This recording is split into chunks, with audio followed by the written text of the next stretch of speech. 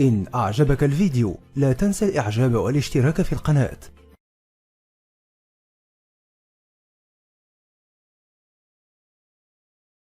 Good evening. I'm Mahesh. I born in 1979. Maybe I'll be here up to my death, maybe 2030 or 40 if the world exists.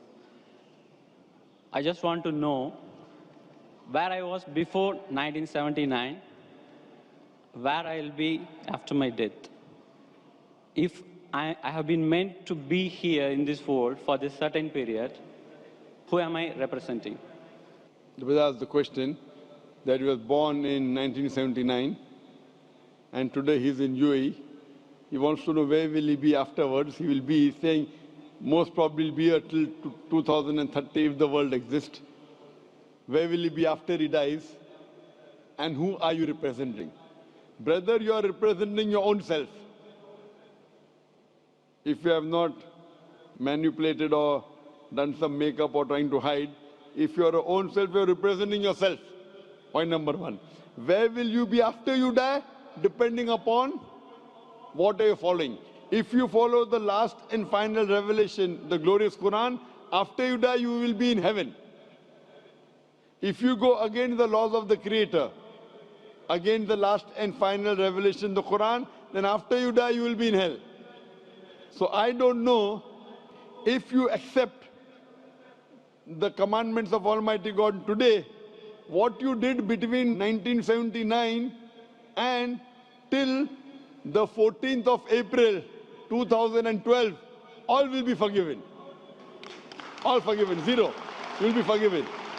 So in the past, whatever you have done in the past will be forgiven because our beloved Prophet Muhammad said, the moment a person accepts Islam, all his previous sins are washed away. So depending upon whether you follow the laws of the Creator, where will you be, I can tell you. But you don't know when will you die. If you say, if that is the case, you know what I'll do? Maybe I'll live till 2030, so I'll accept Islam in 2029. Brother, you don't know, even I don't know, how long will you live? And you rightly said, if the world exists. I don't know till how long will the world exist. Allah says in the Quran in Surah Luqman, chapter number 31, verse number 34, no one besides Allah knows the hour. When will the earth end? We don't know. Whether it'll stay for a few years, for a few decades, we don't know. How long will you live and I live, I don't know. So the best is the moment you come to know the truth, accept it. All the past sins will be forgiven, then you try and practice and follow as much as you can. So where will you be after you die depends upon you. I can only guide you. Allah says in the Quran in Surah Ghashiyah, chapter number 88, verse number 21-22, Allah says, فَذَكِّرْ إِنَّمَا أَنْتَ مُذَكِّرْ. He tells the Prophet, your job is to deliver the message. Giving hidayah is in the hands of Allah subhanahu wa ta'ala. So I want to ask you, brother, after you die, do you want to go to heaven or hell? After you die, do you want to go to heaven or hell? To be frank, I don't know. You don't know. Because for me, the heaven and hell is here. It's up to us. Yes, this is temporary heaven, hell, temporary. As I mentioned earlier, Quran says in Surah Mulk, chapter number 67, verse number 2, Allazi khalaqal mauta wal hayata. It is Allah who has given you death and life so that He may test which of you is good in deeds. This is a test. And an average man lives in this world for about 70 years, 60 years. Some die at the age of 20, some 50, some live for 100 years. Average maybe 60 to 70 years. So this is temporary phase. The next life is eternal. So you say heaven and hell is here. And then if you try to make this life heaven by going after luxury, enjoying life, drinking alcohol, your next life becomes hell.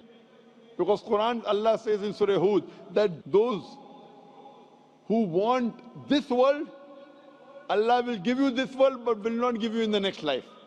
Those who care for next life, Allah will give you next life, also this life. So as a businessman, if someone tells you that I will give you little trouble, difficulties for the 70 years, next life eternal, unending, always pleasure. So this life is 0.00001% of the next life. As a businessman, you wouldn't mind saying, okay, I don't mind trouble in this couple of, small percentage.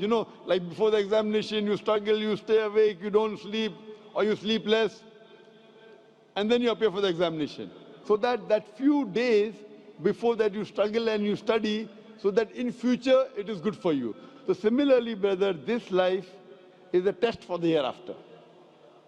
If you're a Hindu, if you're Mahesh, and if you believe in the Hindu scriptures, same the Veda says. If you read Rig Veda, book number 10, chapter number 16, verse number 4 to 5, talks about Punar Janam. Punar means next, Janam means life. Same thing what the Quran says about next life. So this life you come, and there's next life. Being born, dying, cycle of birth, rebirth is not mentioned in the Vedas. It talks about Punar Janam means next life, which is there in the Quran. So a really good person would think about, as a better businessman, that the next life is multiple times. Multiple, keep on multiplying. This life is a small, negligible 0.0001% compared to the next life. So as an intelligent person, you wouldn't mind taking trouble in this life so that your next life becomes paradise and heaven. So, brother, would you like in the next life to go to heaven or hell? Brother? Yes, sir. Would you like to go in the next life into heaven or hell? No, sir. I don't think I will be having a next life, because if I am going to have a next life. Do you believe in the Hindu scriptures? Yes, sir. You believe? Do you believe in the Vedas? Scriptures, some of the points. Do you believe in the Vedas? Yes. I don't know big about the Vedas. But you believe it to be sacred, correct? Sorry? Do you believe it to be from God? No, I feel I am God. You are God. All are God. That's what Hinduism says. Aham Brahmasmi. What is the definition of God?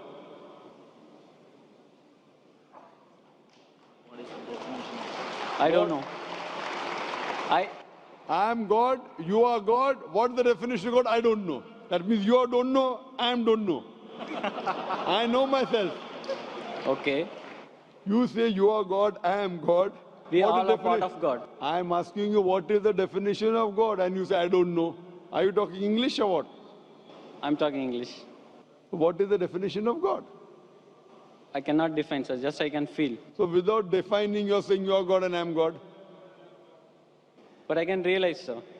God is everywhere in all of us. What is the definition of God? Then I will say whether God is everywhere, you are God or not. First, give me the definition of God. If your definition of God is only wrong, I said, this is not God what I'm talking about. What is the definition of God?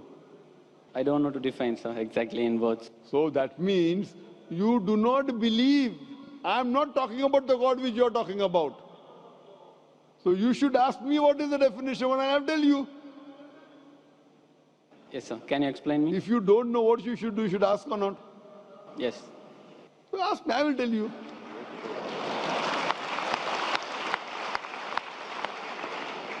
The definition of God come to according to Vedas and Upanishad, then I come to the Quran.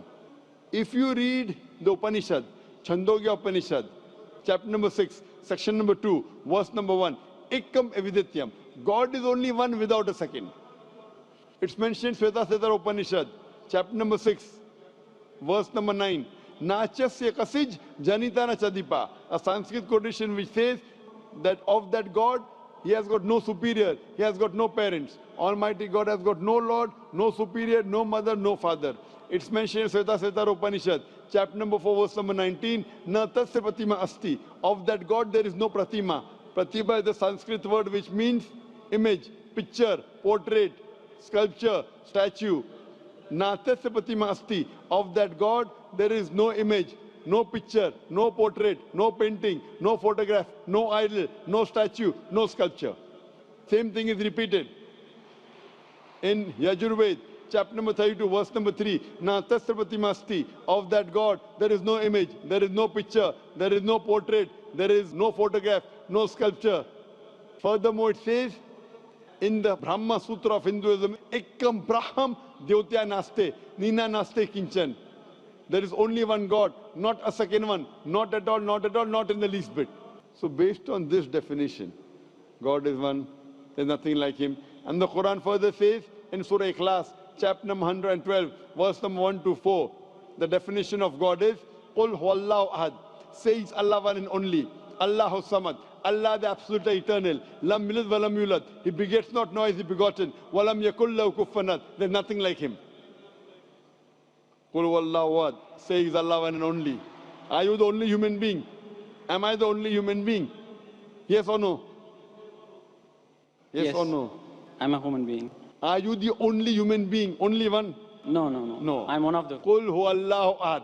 Say he is Allah one and only. Allahu samad, the absolute and eternal. Are you absolute and eternal? Are you absolute and eternal? No. So how can you be God? I'm not absolute and eternal. How can I be God? Lam yalid wa lam yulad. He begets not, nor is he begotten. Are you begotten? Were you born? Were you born or not? Yeah. So how can you be God? Even I was born. How can I be God? Do you beget? I have begotten. I have got children. Do you have children? Yes. How can you be God? Walam yakul lahu kufuwan ahad. There's nothing like him. What I'm saying That is, means your definition of God, forget what you say about God. I'm talking about my definition of God. Forget what you say about God now. Keep it. That may be God with a small g. I'm not talking about God with a small g, what you're talking about. I'm talking about God with a capital G. He's only one. He's all powerful. He's absolute. He begets not, nor is he begotten. There's nothing unto like him. Based on this definition, can you call yourself God? Can I call myself God? if you wish, you can. I asked you the question, are you born? You're saying yes. If you wish, then you'll be called a lunatic. No, sir. What I'm feeling is, What I am a I'm part of the God. You were saying the only one God, no? I feel I am the part of it. The big one. We all are part of it. Maybe we got detached, as like this world got detached from the sun. That is your definition of God. That's not the definition of God of Vedas. It's not the definition of God of Quran. So therefore I say this God is a different God. I'm not talking about the God that you believe in. I'm talking about the God which I believe in. He's one. He's not part of everything. Your God, forget about it. Keep it at the side now. Fine? The God, what you're talking, keep it at the side. I'm talking about the definition of my God. You understand? He is only one. He's all powerful. Are you all powerful? Are you all powerful? Not all powerful. So you are not the God I'm talking about. What God you're talking about, keep that God aside. Okay. Okay? My God I'm talking about. Therefore, La ilaha, there is no God. All the other false gods are wrong. You keep it aside. I'm talking about the correct definition. Someone is talking about 2 plus 2 is equal to 5. That equation, keep it at the side.